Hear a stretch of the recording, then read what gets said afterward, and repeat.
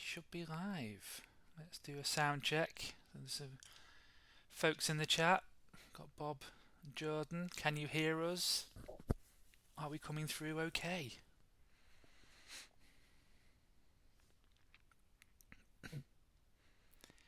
Jem, Pete, do you want to say something? Well, Something. welcome everybody to this rundown of match day 3. Going to be going over the games that haven't been played yet. So we're missing out the ones where we already know results. I'm going to hand over to Dan to do the rundown. Yeah. So we will start in Division 1. I say there is no preference here, it's just the order Jem wrote his notes, so that's why we're starting in Division 1. I mean, let's be honest, it's the order they appear on tour play, Dan. There's no intelligence that went in on my part. Yeah, and as Pete said, we'll have a quick couple of minutes reviewing each of the upcoming round 3 fixtures, skipping over the ones that have already occurred, and if we've got any time at the end, then we'll have a talk about those. So, without further ado, let's crack on. So, our first match in Division 1 is Bob Tubas versus Yellow Ox. So that's due to take place next week, I think. So pundits, what's your hot takes on this one? I mean, Bob's in the chat, so he's going to lose. That's that's the obvious first point. Pete, any thoughts on this one? First glance. Well, I honestly think that this matchup is one of the ones that really does matter. I think both of these teams are in contention to make the playoffs, if not win the whole thing. The Blood Witch, I really like how this team has been built. Two killer blitzers, a dedicated ball handler, and then obviously those strong mummies. I think it's a very solid team. Can't really see any weaknesses in that build. I think Rob is very sort of experienced with them, judging by his record.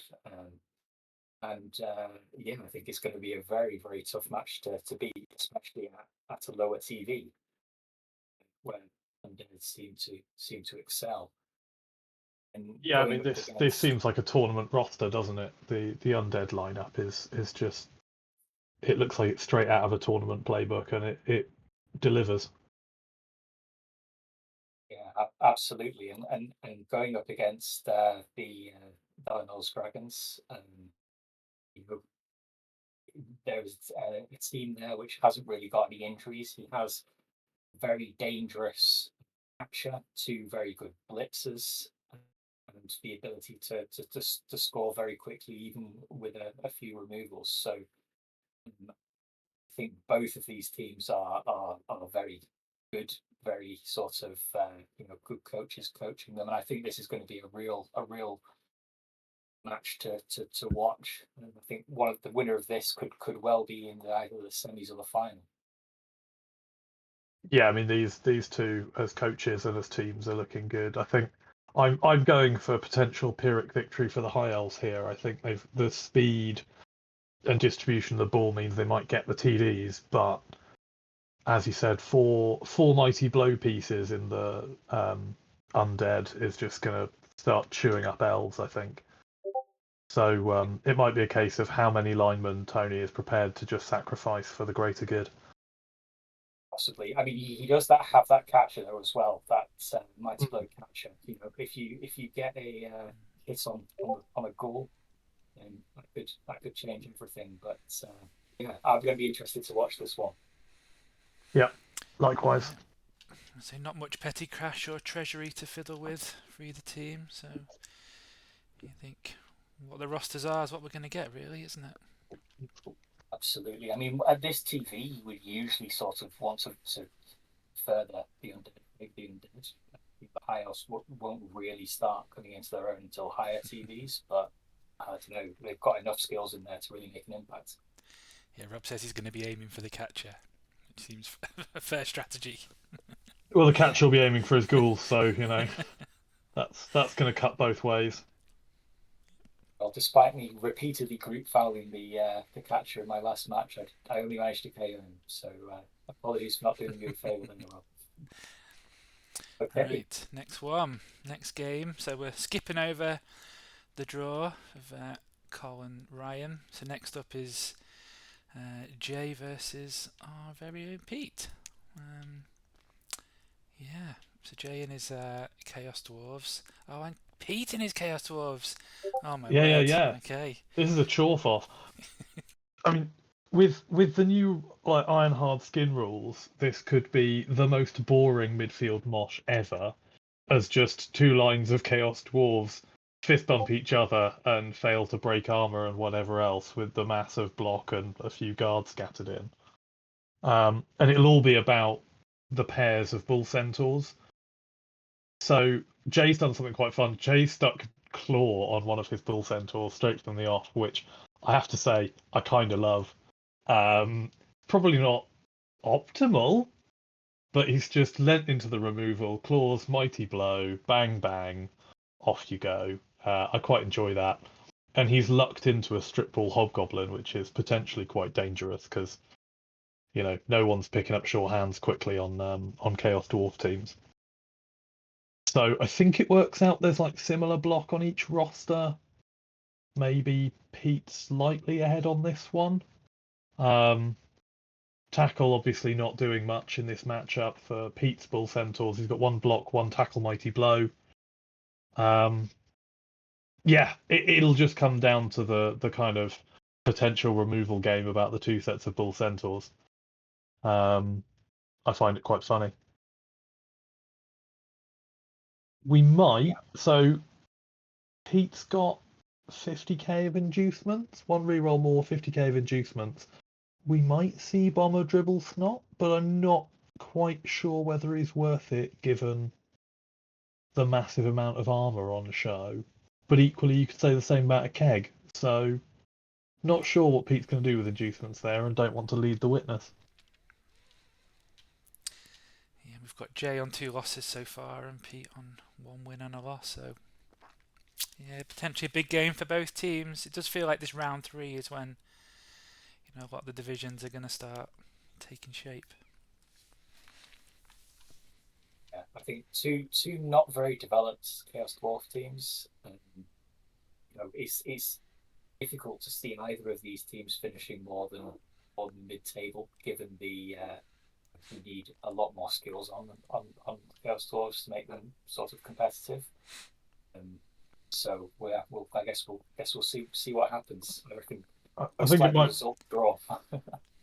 it might be a case of when either of you run into some of the squishier teams, because I don't know who you've played before. I haven't scrolled through it, but both of these teams could really do with racking up some casualties. Maybe knocking down thralls, maybe some Norse, maybe some goblins. You might start to get enough SPP together to start skilling up. But I think you're probably right. They're a redraft into season 2 kind of a set of teams to try to build for. Well, not season 2, season 4, I suppose. Yeah, absolutely. So crack on. Okay, next one we've got maybe a big one in the division. Got Ronaldinho in his Norse against Tom and his Khorne. Lots of cash to be fiddled with in this one. Yeah, this is wild. I really enjoy this. Both redraft teams, both glass cannons, and that's about where the similarities end. The Khorne are a pretty operational battle station at this point, and the North still look a bit underbaked, unfortunately. Technically, the Hyrta Foundation have a big guy and an Apo, and kind of the strength advantage by virtue of having 3 guard pieces. But obviously, the Khorne have so much frenzy and so much AV10 plus that I think they're probably sort of in the driving seat for this. But as I was saying before the stream, Dan, there's a lot of cash on the table. There's quite a bit of petty cash as well as treasury from Ant. And actually, he could go as far as hiring 1 or 2 beer bores, which are cheaper than his journeyman, and he'd increase his amount of petty cash. So if he did it once, if he bought 1 beer bore and might as well buy 1 lineman, he'd be up to 160 petty cash and could then take Cindy and a bribe, which I think is hilarious. I mean, if you go 2, you could get to Thorson Stoutmead, which basically gives you another lineman anyway, or Rumbelow Sheepskin. So there's lots of opportunity there. Equally, to be perfectly honest, it wouldn't harm him too much to just buy 3 linemen, give over 20k to Tom's Bloody Fists, which they'll get a coach from, but it will give him a bench, which feels like it might be valuable. Yeah. Yeah, Jordan's hot take is that the Khorne will remove quite a lot of the Norse, but we shall see. Yeah, I think you're right. I agree, Jordan. I think this is a Khorne win. I think they'll just outfight the North on this. I'm going to go the entirely opposite way. I think the lack of guard on the Khorne is going to make frenzy traps a real problem. True. I think that they're not that much out strength either. You have a strength 5 big guy, and then you have those 2 wolf worms, strength 4. So I mean, if you get an early removal with claws on one of those Bloodseekers, I think the Norse then go into the driver's seat. So they really could. They really could. Yeah, I mean they've got 3 guard pieces, all of which also have frenzy. So that's a positioning challenge of its own. But I do quite like there's something like 16 frenzy pieces on the board for this game, which is going to be such a brain melter. Ridiculous. Both very good coaches. So we'll see what happens. Another one to watch. And that's all of Division 1. A couple of games already played. So on to Division 2. And we'll start with the Chaos Renegades versus the Orcs. Keith McFrenzy and Sawyer Bean. So Keith and Sawyer both coming into this game having previously played my dwarf team.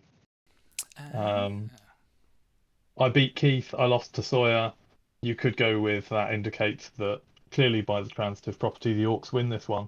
For dead cert, right? It's an interesting matchup. The Orcs are down a big un, thanks to me being cheesy and punching in the face. But the Renegades' blob of strength is pretty scary. So the Renegades are sorry, you're bringing the Orc roster. So the Orc roster are down a big un, no troll. He did say to me after the game he's half considering just buying one just for this match, but I don't know whether that'll happen, and it will obviously shift the petty cash situation quite a big way. But that is a dangerous Orc roster. Like that is ready to go. Block guard block, all sorts of mess. So a few unspent SPPs as well. Yeah, I think that might have been the MVP at the end of our last game as well. So we could very easily see another guard in there, and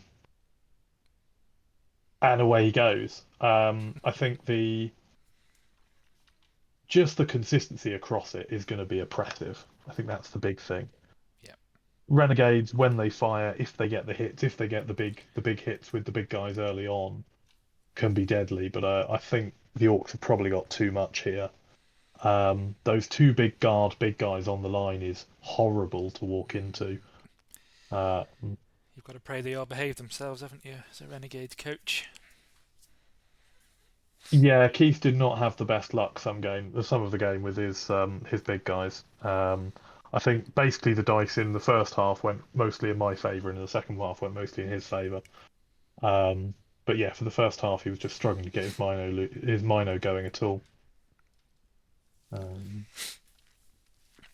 looking at this, I find it's going to be a real uphill battle for them. I think this Orc team is a sweet spot now. Guard block everywhere. That's absolutely nightmare to play. So I'm going to be calling this one for the Orcs. Yeah, I mean it was outright horrendous. No doubt about that. Well, All right. wait to see what happens with that one. Then we've got a kind of a double header, I Yeah. suppose. These should be referred to, shouldn't they? Yeah, the first of the two Dwarves v Woodies games. So this is me. I come into this with an MNG runner and a dead guard blocker, and the return of a stat busted lineman and a niggling lineman. So it's basically been an absolutely rubbish start to the season. So fresh runner in there, and that's about all I've got going for me. But there's a big pile of petty cash on the table, so that may have to turn into a bribe, because obviously.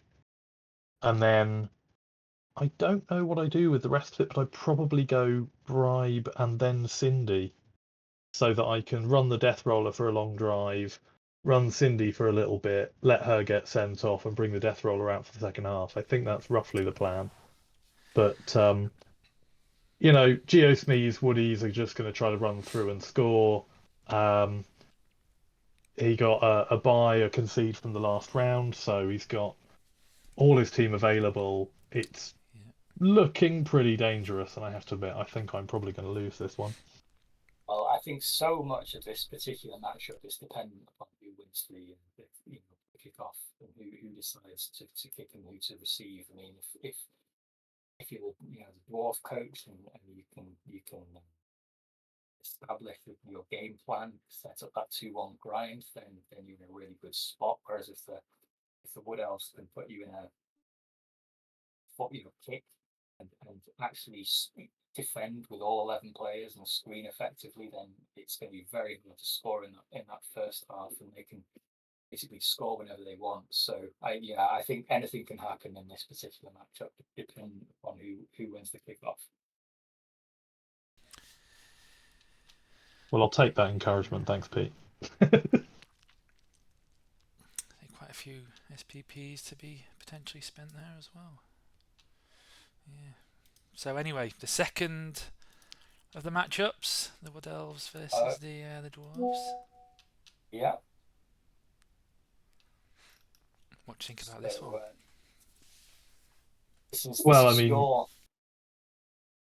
No, you go ahead, Pete.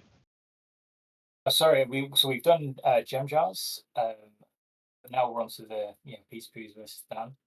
So the screen's flickering for me, so I hope that's the matchup that we're watching. Yeah, I really like Dan's team. Yeah. Actually, it's a real shame that his War Dancer is out. But basically his Star Catcher is out. And it can make it really sort of difficult to defend sort of effectively. But mind you, it is the strict balled War Dancer that's out, so skill is going to be relatively useless this game, sort of anyway. But you've got a fantastic tree in the centre there. You still have a War Dancer, and it's elves, isn't it? You can steal the ball if you have just the smallest opportunity. Roll some uphill, roll some single dice, see what's happened. So I think again, this could go either way.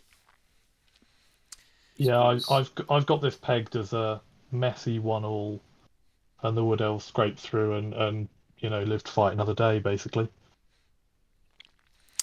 Yeah, it's gonna be a fun one. I think we drew the fixture last season. Let's have a look at Mark's roster. Yes, you did. 1-1 draw last time, and it was 1-1 draw last time you played Dwarves as well, because that was me. Yeah. So 1-1 is what you do against Dwarves, Dan. Must try Seems harder. to be. So, anything to say about Mark's roster? Anything that would stand out? No, I think he's just not quite got the fully operational battle station that you're sort of fearing, right? This is frankly a good time for you to be playing this team. This is early season. There's a bit of guard, but not too much. Equally, you don't have a huge amount of dodge, so actually the wall of tackle is not as oppressive as it would be late season, where you might have a handful of dodge linos that you want to look after. Only one mighty blow, nothing on the troll slayers. Like, it's a perfectly sane dwarf build, but it's not the deadly monstrosity that dwarf teams Not can turn yet. into Yeah. yet. Right. Okay. Lovely stuff. So we're going to be trying to play that some game this nice, week. some nice randoms though from Yeah, your I'm team. just noticing that. Stand firm, mighty blow. Stand firm, mighty blow, grab. That is, Mm. yeah, all of those useful. Lucky bastard. But anyway, I suppose a special shout out to Jordan and his overpowered gnomes for decimating my roster. Which is who we've got next. Speaking of, Yeah, the big dog versus Barrington and his Skaven, who are doing really well this season. So yeah, what do you think about this one, gents? I mean, love the gnomes. agreed. Cannoneer. Cannoneer, I wouldn't have gone for that, but I mean, maybe it works for him. I'm not very experienced with gnomes, but otherwise, what a good build. Dodge on the Beastmaster to make sure you can dodge into the cage, and dodge on the Illuminus presumably as the ball sacker. So yeah, I don't know. I think this is one to watch. Jordan's obviously a good coach, and it's nice to see a stunty team being played. Yeah, I think the Cannoneer was taken earlier today, right? I don't remember seeing that on the roster when I looked it up. But it's a great little roster. I think there's enough SPP to take skill on the first tree man at this point. But knowing Jordan, he might be waiting for something like Frenzy. Definitely. I don't know. I think this still goes the way of the Skaven. I think the speed is just going to be too much. It's a decent length Skaven roster, so he's got the bench. He's missing a blitzer, which is a bit of a problem. Missing a tackle blitzer is not ideal. But yeah, he's it's just looking like. I didn't mean to convey that I thought the gnomes were going to win. I mean, I think the advantage of the gnomes is that you can break open a cage easily. Skaven, you're not going to be able to reach any of the players that have the ball. No, exactly. So I'm quite concerned about playing into gnomes. I think that's going to go badly for my dwarf team. But I think you're right. The speed of the gutters and the fact they can 1D most of the team, and even with jump up, a jump up gnome is effectively kind of move 8 from the floor, and a gutter runner is move 9. So the Skaven very much got some of the speed advantage on this one. I think we could see this go kind of 3-1 Skaven potentially. I mean, if you look at the scores of the last couple of games that Barry's played, I mean, he got a 3-3 draw against Dan's Rats in the game one, which is quite an impressive result considering Dan's was a redraft, and Barry's was fresh, and then a 4-2 against Mr. Marlowe in his last one. So it could be a high scoring one this for the Skaven. Yeah, I mean seven TDs in two games is pretty handy. Yeah. Jordan's got 90k in petty cash, so Cindy maybe. I have written a note here actually that I think if I were in Jordan's shoes, I'd be considering just hiring 2 gnomes, have a bench, and use it to foul with. But don't give him ideas. That's yeah, not exactly. an idea actually. That's where he's already at. So. Filthy bugger. Right. Okay. Who's next? Yeah, the last one for Division 2 is Mr. Marlowe against Dan and his Rats. Bucks versus the Federation. One overskilled thrower catcher combo plays into Rogueless Skaven, which I think is quite interesting. Pete's still got his ogre for the Bucks. Dan doesn't have his Roger for the Rats. Like it feels like the humans should win this. I've written this note. Feels like humans should win this. I'm just hoping that Pete is up for it because at the moment he's lost 3 on the trot. He's not won since like 6 or 8 months ago, something like that. And in Football Manager, I'd be wanting to bench him for a couple of weeks to get his mojo back. So hopefully Pete can get his head in the game and grind out a result against the filthy rats. No tackle on the human team, so where Dan's lost his Roger, Pete's lost his best blitzer. No guard, no tackle anymore. That's going to sting. I think that's a huge loss. I think that if he had that blitzer, I would be much more confident in saying the humans were favoured. But when you have a block tackle blitzer on the Skaven side, and you don't on the human side, it's those catches are just as vulnerable as the gutter runners, and you have less of them. So yeah.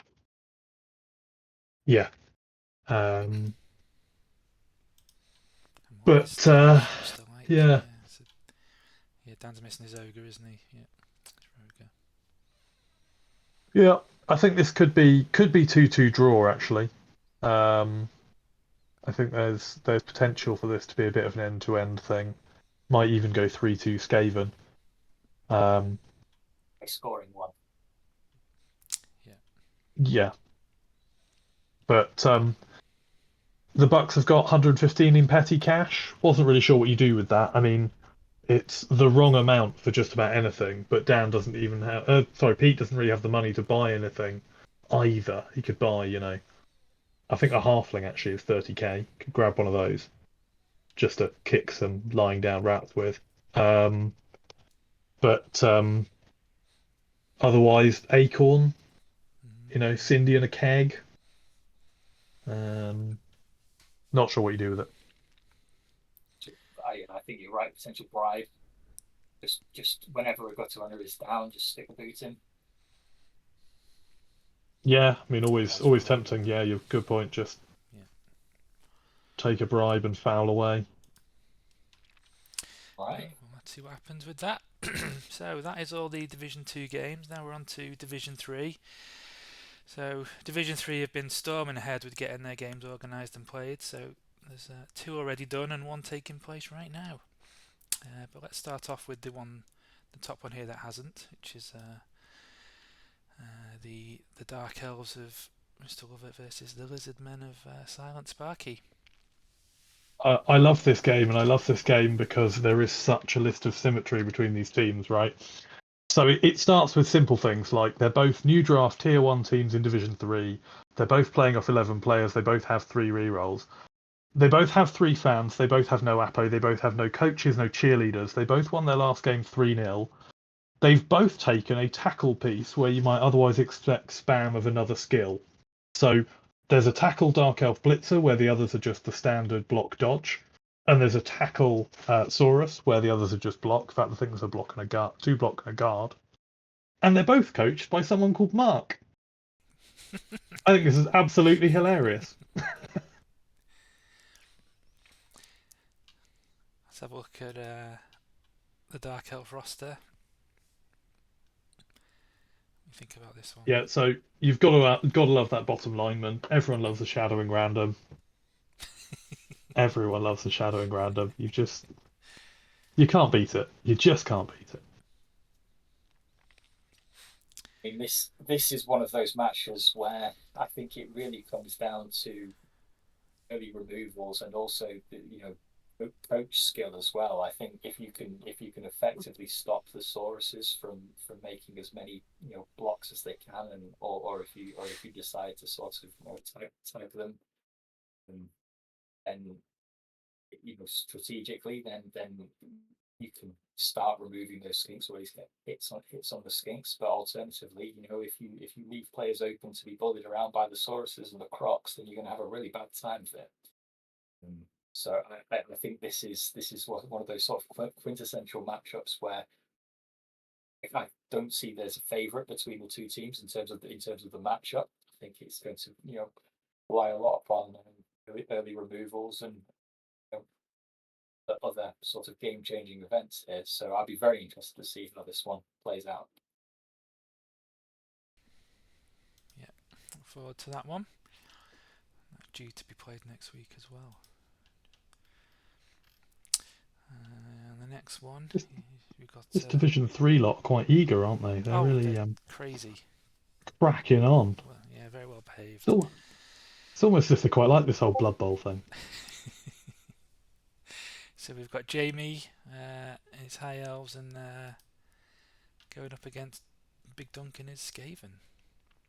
Oh, poor Jamie. Right. That's quite a low TV he's got there, isn't it?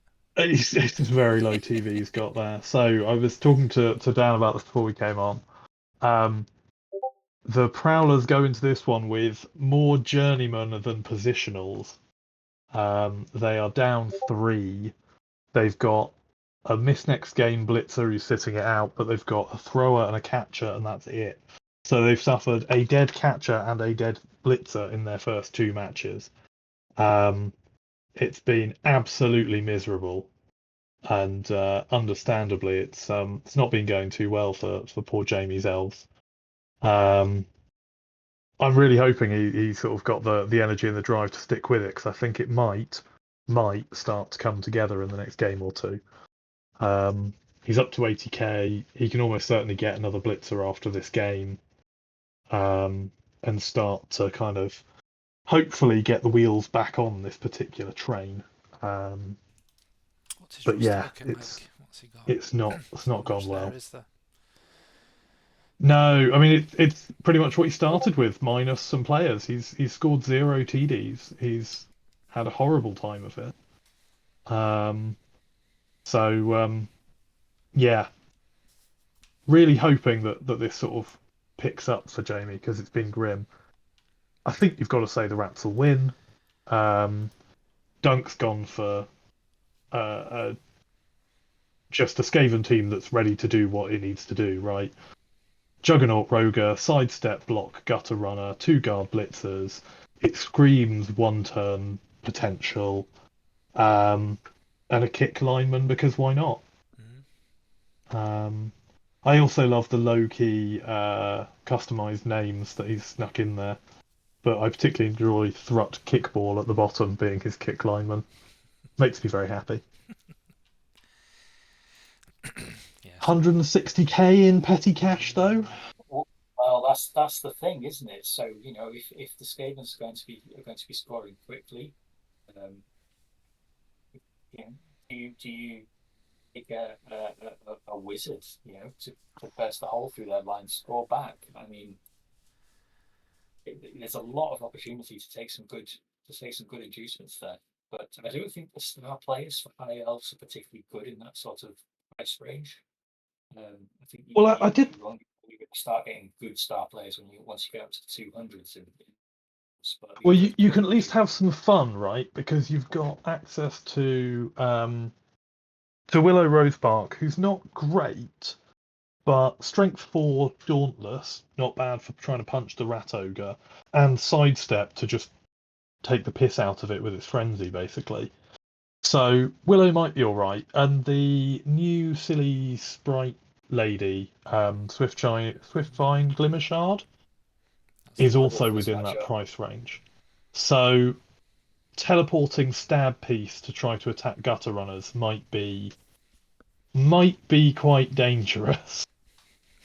I think she's got potential, but I agree with you, Pete. My first thought was grab yourself a wizard. Seems like a sane sort of an answer. I mean, the nice thing for Jamie at least is he's got a pretty decent thrower. As long as he can keep that safe, you can throw to just about any elf you want to, right? They're still going to catch on a 2+. They're still then going to be hopefully okay to scurry away and try to put it down. So if you can throw into a bit of a cage for yourself, might work out.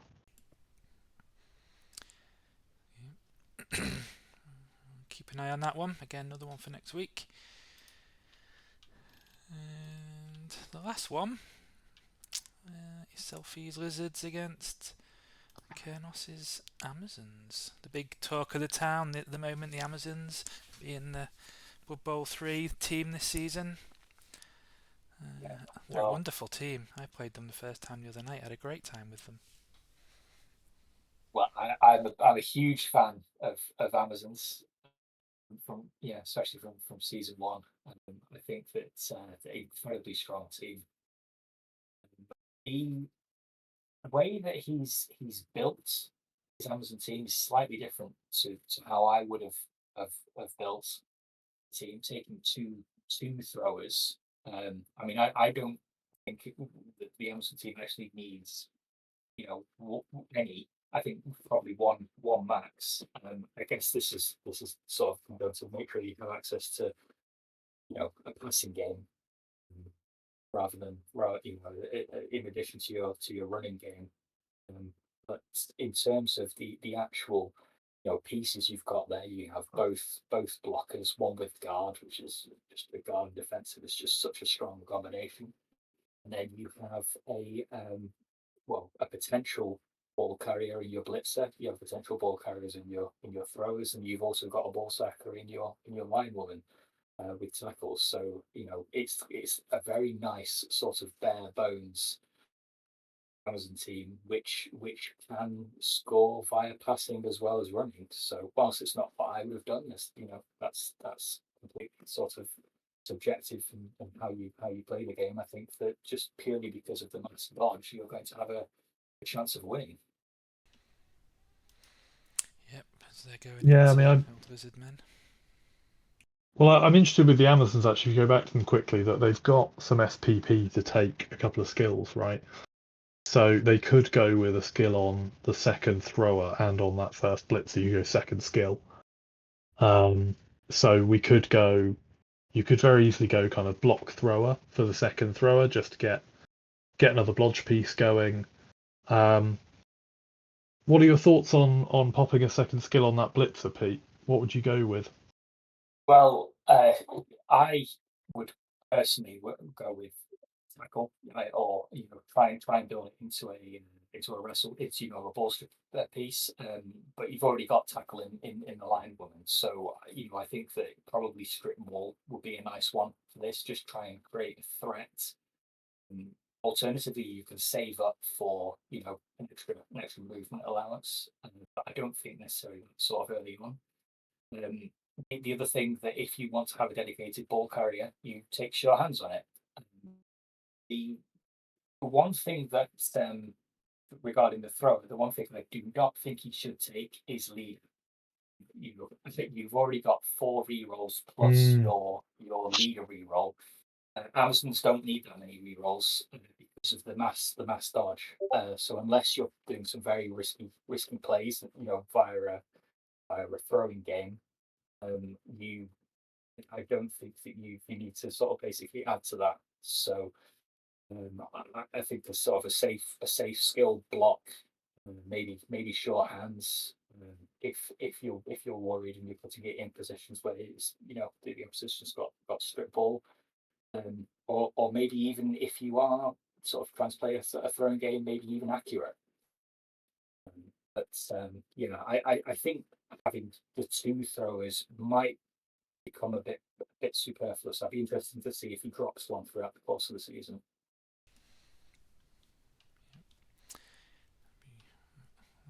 That's a Sunday game. This Sunday, 2:00. Good to see how this one goes. So let's have a quick nosy at the Lizards. A few randoms in here. Such a classic matchup, isn't it? Amazons versus Lizards. I mean, you just in terms of the matchup, you've got to say that the Amazons are favoured, right? It's so difficult if you have a line woman tying up each one of your Saurus blockers. You can't dodge away from it. You can't, granted he has got a couple of block there, but you need to roll a 1-3 to be able to, knock it down, and then it might pop straight back up to tag you, and then you've got your skinks basically at the mercy of the tackle line woman. So I think this is going to be a very tough matchup for the Lizard. Yeah, it is a tricky one. I mean, he's got a block tackle Saurus, so the hits are there. the petty cash is kind of available. There's some stuff you could try doing in there. I think I looked at it and went, honestly, I think the Amazons could really do with taking an Apo at this point, just to keep some of these positionals a bit safer. They're looking a bit fragile with AV8 Plus running into some of this. And then that slashes the petty cash down to 80k. So you might as well stick something like block on that thrower or strip ball on the blitzer, and then you've got 60 left for a keg. Just to try to keep your team intact. I think you're probably right, Pete. It feels like a game that should go the way of the Amazons, and it might just be a case of whether they start to suffer a couple of removals. I do love the armbar prehensile tail, obviously. Croxagore, I'm not sure it's the optimal choice, but you've got to love anyone putting armbar on a Croxagore. Like that's a choice. I love it. Lovely stuff. So there's one danger player for the Lizardmen, isn't there? The block tackle Saurus. So if you can tag him up with some chaff, then maybe take a star player to tag him up, and then or a star player, so you have an extra man to basically go and babysit that Saurus blocker, and then I think it's going to be very difficult, but we'll see what happens. Yeah, so that's all the games previewed. It'll be fascinating to see how they all go. What's going on in the live match The right live now? game, yeah, so that's 1-0 at the moment to Garland Sunborn's Ogres against Steve's Norse. Yeah, I thought this had the look of a game that I would not want to be playing as the North. No Guard North playing into Ogres. No Guard and no Yeti North playing into Ogres. Just had all the look of the North getting a bit battered off the park. I don't know how it's actually going. I can barely read your screen right now. Is that a couple of injuries against the North? Yeah, badly hurt. Yeah. Missed next game, yeah. And a minus MA. Yeah. Ooh. Okay. Plus So Steve. this is potentially the wheels coming off this team right now. I had a feeling it would hinge quite badly on the first few turns of blocks and things, and how it all came together. Right, I'm going to have to leave you guys to do a rundown of the standings. I have to drop off now. That's all right. We'll leave it there. We'll do those as a review for the end of the round. So yeah, that's it, everyone. Thank you all for watching. I hope you enjoy it. Let us know what you think about the show and the format and all that kind of good stuff, and we'll do some more for the future round. So thank you to the pundits, Gemjar and Follis. Hope you all had a good time. Absolutely, I enjoyed myself. Lovely. I think. Thank you very much. No problem. I'll stick it on the end scene, and that'll do. Thanks, everyone. Take care. We'll see you soon. Bye bye.